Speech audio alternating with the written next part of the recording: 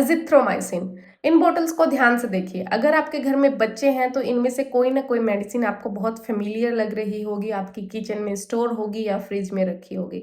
जब बच्चा पिछली बार बीमार हुआ था तो बच्चे ने 2 दिन में ही इन्फेक्शन से रिकवर कर लिया था, तो आपने ऐसा सोचिए कि मेडिसिन बहुत ज़्यादा इफेक्टिव है, स्टोर करके रखिए कि अगली बार जब इन्फेक्शन होगा तो यही मेडिसिन दी जाएगी। But parents please understand, her infection bacterial infection नहीं होता है। हर सर्दी खांसी जुकाम या फिर वायरल कोल्ड कोल्ड के लिए ये मेडिसिन नहीं होती है।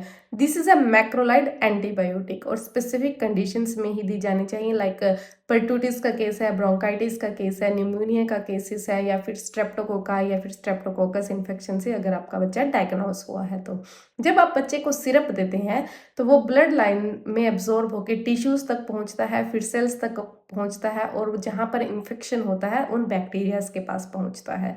अब बैक्टीरियाज के अंदर जो प्रोटीन बनाने वाला पार्ट है 50S राइबोसोम्स, ये उस पार्ट को ब्लॉक कर देता है।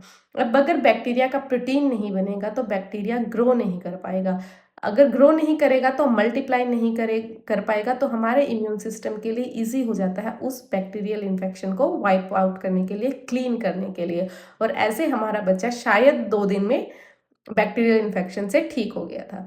अजिथ्रोमाइसिन लॉन्ग टाइम तक बॉडी में स्टे करता है, इसलिए 3 से 5 दिन का कोर्स जो है डॉक्टर्स प्रिस्क्राइब करते हैं। बट अगर आप किसी भी एंटीबायोटिक की, स्पेसिफिकली ये अजिथ्रोमाइसिन की डोज को अननेसेसरली या फिर गलत तरीके से यूज़ करते हैं तो बैक्टीरिया जो है वो मैक्रोलाइड रेजिस्टेंट हो जाते हैं। जो कॉमन जर्म्स हमारे पास अवेलेबल हैं, स्ट्रेप्टोकोकाई या फिर स्ट्रेप्टोकोकस, ये रेजिस्टेंट हो जाते हैं। जब आपके बच्चे को अगली बार इन्फेक्शन होगा तो ये यूज़फुल नहीं होंगे, क्योंकि बैक्टीरिया को मारने के लिए या तो आपको स्ट्रॉन्ग एंटीबायोटिक चाहिए होगा या फिर कोई भी एंटीबायोटिक उस स्टेज पे यूज़फुल ही नहीं होगा।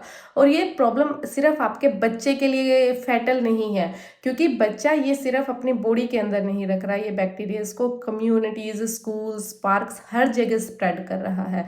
तो ये हमारी ड्यूटी है कि हम बच्चे को जब भी मेडिसिन दें तो उसको एक अच्छे तरीके से, और जब जितनी प्रिस्क्राइब की गई है उसको ध्यान से दें, क्योंकि हम अपने बच्चे की हेल्थ के साथ साथ कम्युनिटी की हेल्थ को भी रिस्क में डाल रहे हैं। स्पेसिफिकली जब एंटीबायोटिक्स की बात आती है तो be mindful parents. Thank you.